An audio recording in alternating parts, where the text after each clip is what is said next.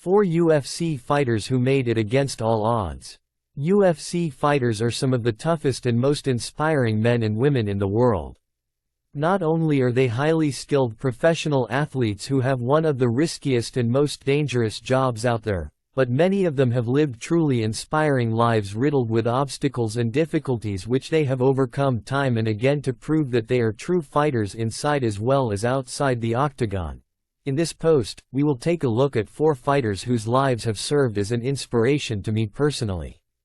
Needless to say, I will have no choice but to leave out so many other great fighters who too have led inspiring lives to get to where they are now in life, for if I try to include them all, the list will never end and neither will this post. So let us begin. Number 1, Charles Oliveira. Charles Oliveira is a Brazilian professional mixed martial artist and Brazilian jiu-jitsu practitioner, who would go on to become the UFC lightweight champion as well as hold multiple UFC records such as the most finishes and most submission wins in UFC history. However, his path to UFC greatness was not an easy one at all. In fact, it was the exact opposite.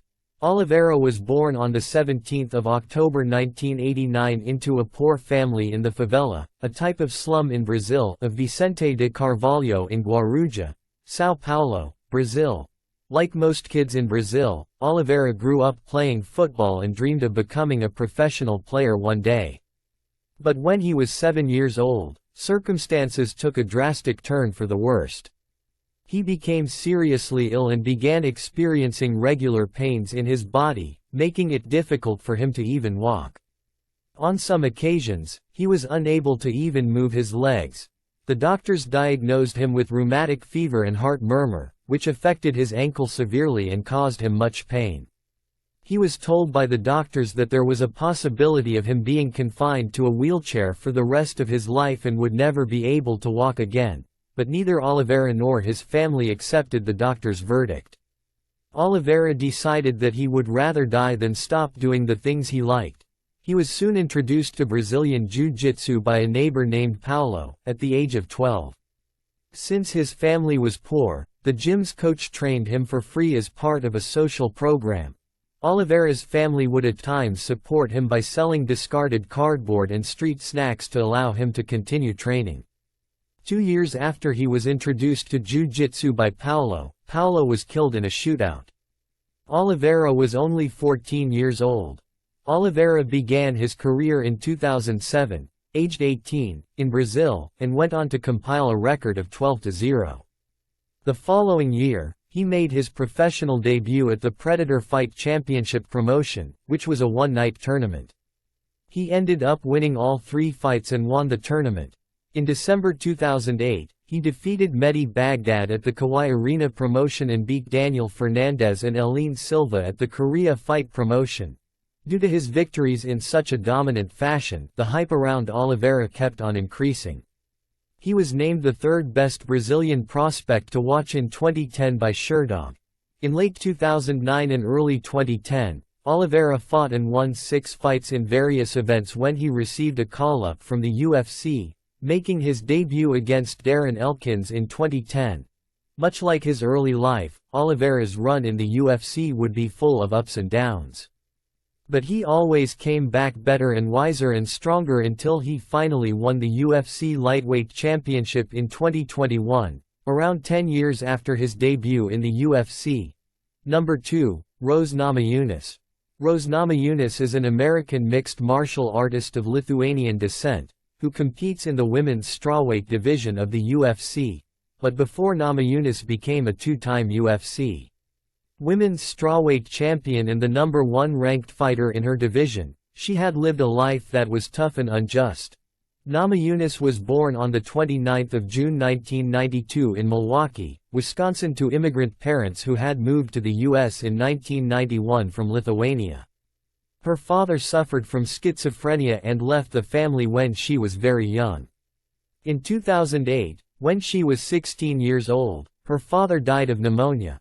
Namajunas grew up in a rough and tough neighborhood in Milwaukee, often witnessing violence from an early age. She was often left alone as her brother was rarely at home and her mother worked long hours to provide for the family.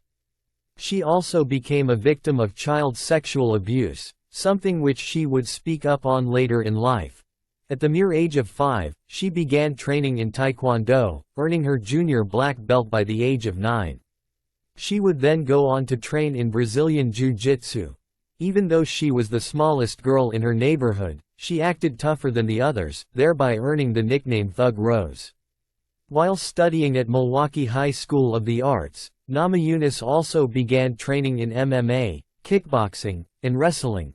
In 2010, aged 18, she began competing in MMA as an amateur, compiling a record of 4-0. 3 years later, she made her professional MMA debut in January 2013 at Invicta Fighting Championship, for which she earned the submission of the night bonus. In April 2013, she fought her second professional bout, which again earned her the submission of the night bonus. In December 2013, Namajunas got her big break when she was signed by the UFC to compete in Season 20 of The Ultimate Fighter, which would decide the first ever UFC strawweight champion. Unfortunately, she would go on to lose in the finals to Carla Esparza. But despite her loss, the competition was a turning point in her career. She was awarded 2 bonuses, one for Fight of the Season and the other for Performance of the Season. In 2017, Namajunas became the UFC Women's Strawweight Champion. Number 3, Francis Ngannou. Francis Ngannou is a Cameroonian mixed martial artist who is the former UFC heavyweight champion. He was born on 5 September 1986 in the small village of Beatty, Cameroon. His parents divorced when he was just 6 years old and he was sent to stay with his aunt. Born into poverty like most of the people in his village, Ngannou began working in a sand quarry at the mere age of 10 to supplement his family's income. Due to a lack of money, Ngannou received very little formal education when he was young.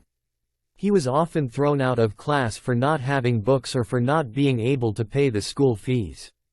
Such treatment often left him isolated from his peers who did not wish to be friends with him.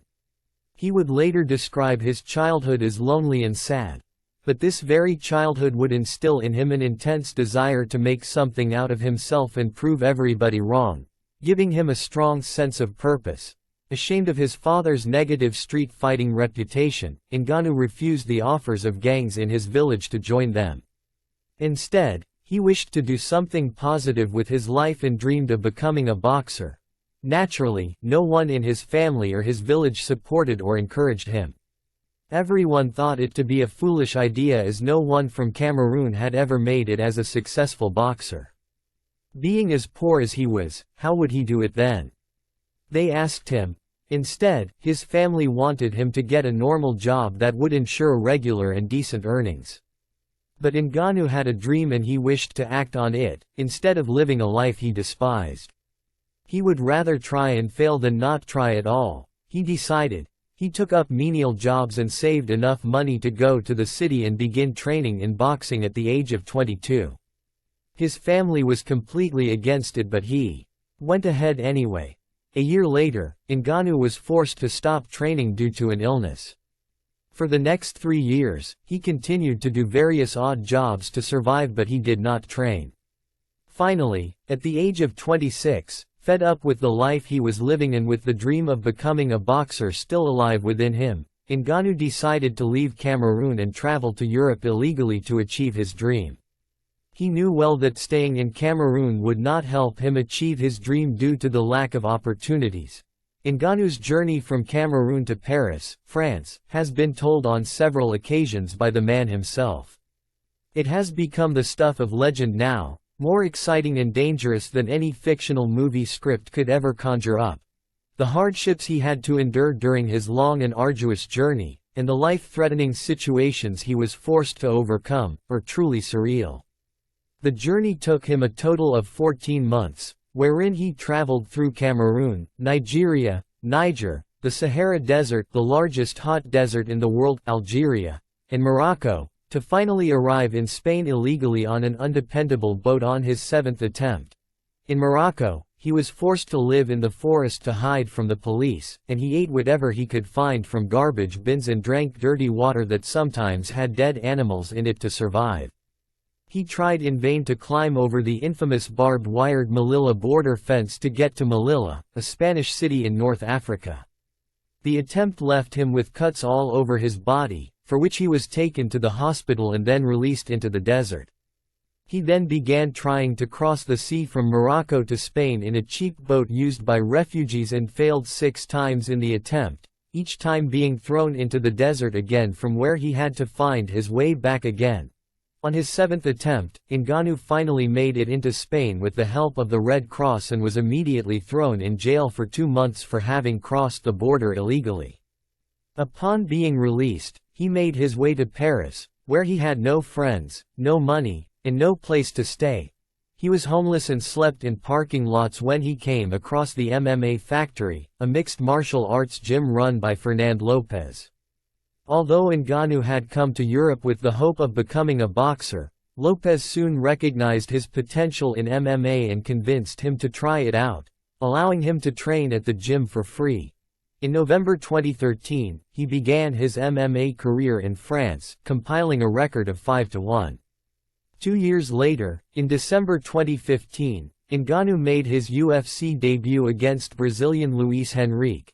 Ngannou would go on to become the UFC heavyweight champion in March 2021 and an inspiration to millions in his home country of Cameroon. Number 4. Conor McGregor. No other fighter has had such a quick and dramatic ascent to UFC superstardom as Conor McGregor has. Not only did he become the first ever double champion in UFC history by winning the featherweight and lightweight championships, but he has also managed to become one of the highest paid athletes in the world. Looking at McGregor's life now, one would hardly suspect that his life was not always like this. But the truth, as in most cases, is quite the opposite. McGregor was born on the 14th of July 1988 in Crumlin, Dublin, Ireland. Like most kids in Ireland, he grew up playing football. But being from a particularly rough and dangerous neighborhood, he began boxing at the age of 12 to defend himself against bullies. In 2006, McGregor, aged 18, began a plumbing apprenticeship at his father's insistence. He had to wake up around 5:30 every morning and travel for almost 2 hours to reach the plumbing site, where he would spend 15 hours working and being ordered around. Needless to say, he was not passionate about plumbing and he hated his time there. He quickly realized that it was not the life he desired for himself. Around this time, McGregor also found his passion in life when he discovered MMA. He soon began training in MMA along with his friend and future UFC fighter Tom Egan. MMA quickly became his sole obsession. In February of 2007, McGregor made his MMA debut in an amateur fight for the Ring of Truth promotion in Dublin and won the fight via TKO in the first round itself. Almost a year and a half into his plumbing apprenticeship, McGregor decided to quit plumbing for good and pursue a career in MMA against the wishes of his family. He would later reveal how he sometimes got into physical fights with his father, who wanted him to go back to the plumbing job or take up some other normal job. But McGregor did not budge. He continued to train in MMA, never returning to plumbing again. But in spite of his decision to focus solely on MMA, things did not happen as quickly as he had expected. There was no overnight superstardom or success here. McGregor's climb, at first, was slow and gradual, and difficult. He had to persevere and have patience. During this time of struggle, he was forced to live on welfare. In early 2008, McGregor, aged 20, began training under John Kavanagh at the Straight Blast Gym, making his professional MMA debut in March as a lightweight. He would win his first and second bouts as a lightweight but would lose in his featherweight debut.